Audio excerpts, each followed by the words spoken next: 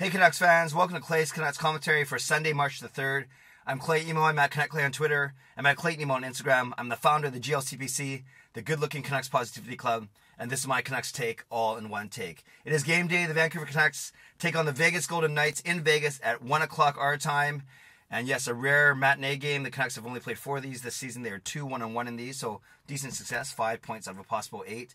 And they're taking it on a Vegas Golden Knights who are still making their way, finding their way, kind of settled in that sweet spot right behind Calgary and San Jose in the Pacific Division. So the Golden Knights don't have a problem, don't have an issue with making the playoffs. It's the Vancouver Canucks. They are 7 points out of a playoff spot with 5 teams to leapfrog. So it doesn't look good for the Canucks playoff chances. I can admit that as the founder of the GLCPC, yet we still have hope. The players have hope, and we'll see what happens, especially if the Canucks can pick up 2 points today. They want to make a run, they have to start now. I would argue they would have had started about a week ago, but we'll see what happens tonight. We're still optimistic and hopeful. Not sure what my good friend Louie is going to do. Vegas Golden Knights coverage here on YouTube and on Twitter. Maybe I'll do a bit of trash talking, whatever, or maybe a post-game video in celebration or in defeat, whatever it may be. Looking forward to meeting Louie later this month when my family and I travel to Vegas for a spring break. But we can talk about that later. Let's talk about the Vancouver Canucks today. Travis Green has threw his lines in a blender, so to speak, or at least strategically split up his big three. You know, we had Besser and Pettersson playing almost the whole season together and Horvat playing on another line. Now all 3 of them are split up into 3 different lines. So this is what we got. We got Horvat, Levo, and Spooner. You have Gaudette, Besser, and Roussel. Then you have what I'm going to call our PPG line, whether it's power play goal or points per game, whatever, it's the PPG line to me. It's Pettersson, Pearson, Godolphin, and then it's our, like I like to say, our fourth line, our very effective but very expensive fourth line of Beagle, Eriksson, and Tyler Mott. On D, you have Hutton and Stetcher, Edler and Biega, and then some combination of Pouliot, Sautner, and Shen. It looks like Shen might be the odd man out after Pouliot sat out last game. And then Jacob Markstrom back in net after Thatcher Demko was in net for the loss against Arizona on Thursday night. So let's talk. Well, I'm going to talk about the power play units as well, but let's talk about these forward units. Horvat, Levo, and Spooner. They played together before, and Travis Green has talked about how he likes the look of that line. And I can see why. You got a bit of everything. Spooner's got a lot of speed, can fly up and down the wing. Not bad offensive touch.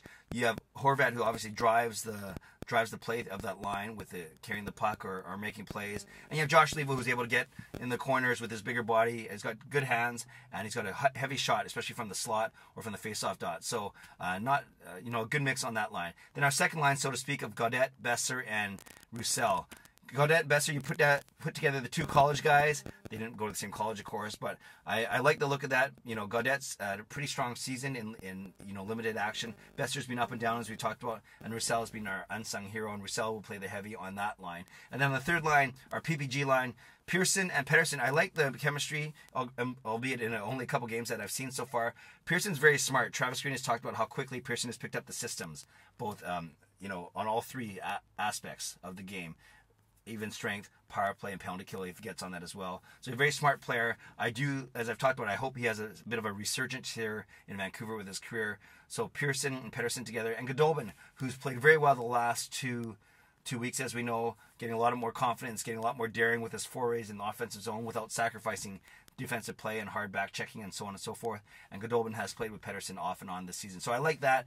Pearson, of those 3 guys, plays the heavy, much like Levo does in the top line and that Roussel does on the second line. And then our fourth line of Eriksson, Beagle, and Mott. They don't score a lot, but they don't get scored on either. So that's, I guess, what you expect from a fourth line. Some energy, some shutdown duties when appropriate. So Canucks fans, what do you think of the mix of those lines? Are you happy with the split of the big 3, so to speak? And again, it's Horvat, Levo, and Spooner. Do you like the Besser and Gaudette combination with Roussel, or do you like the PPG of Pettersson, Pearson, Godolphin?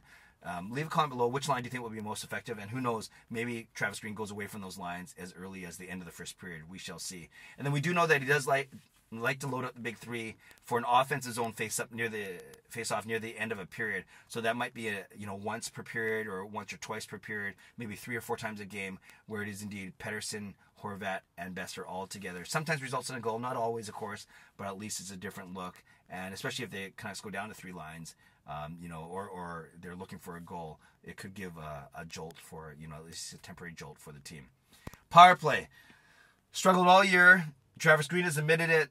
probably cost the Canucks 5 or 6 points in the season. Some have said upwards of 8 or 10 points, which would obviously be a playoff spot.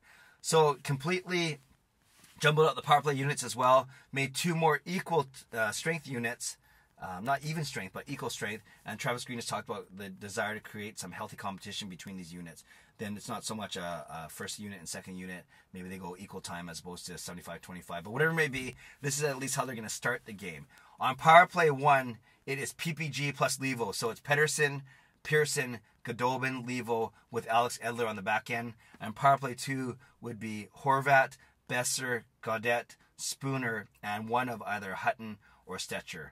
So again, with the top line, I say you could say the first unit is the one that has Pettersson and actually it's tough to say they're both equally split now that I think about it. But yeah, I like the looks of those. Obviously, you have a lot of skill on the first line with Pettersson and Pearson and Goodobin all together, and then with Josh Levo can play in front of the net or from the slot, and then Alex Edler at the back. So I like that PPG line staying together for the power play unit. And then I do like Horvat and Besser. They've shown chemistry in the past, as I said before. Then you have Ryan Spooner who can dart in and out and retrieve pucks. And then I guess Adam Gaudette will be either net front or in the slot as the fourth forward on that, with either Hutton or Stetcher in the back end. So which of those 2 units, Canucks fans, do you like more? Do you like the PPG plus Levo, or do you like Horvat, Besser, Gaudette, and Spooner? So Canucks fans, want to lay that out for you.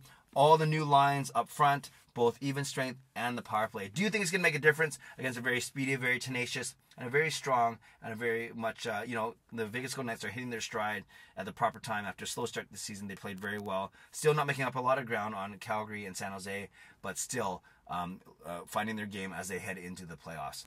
Canucks fans, leave a comment below. You can leave a comment on the lines, the power play units, what you expect from today's game, what you expect from the Canucks overall, what you think of the Vegas Golden Knights, score prediction, whatever it may be. I'll be in and out of church and doing some family stuff today, but I'll have a chance to read and react for sure, and reply if I can, and hopefully get a chance to catch this game while I'm doing my work this afternoon. Have a great day. Subscribe if you like to. Like this video if you like to. Enjoy the game. God bless, and go Canucks go.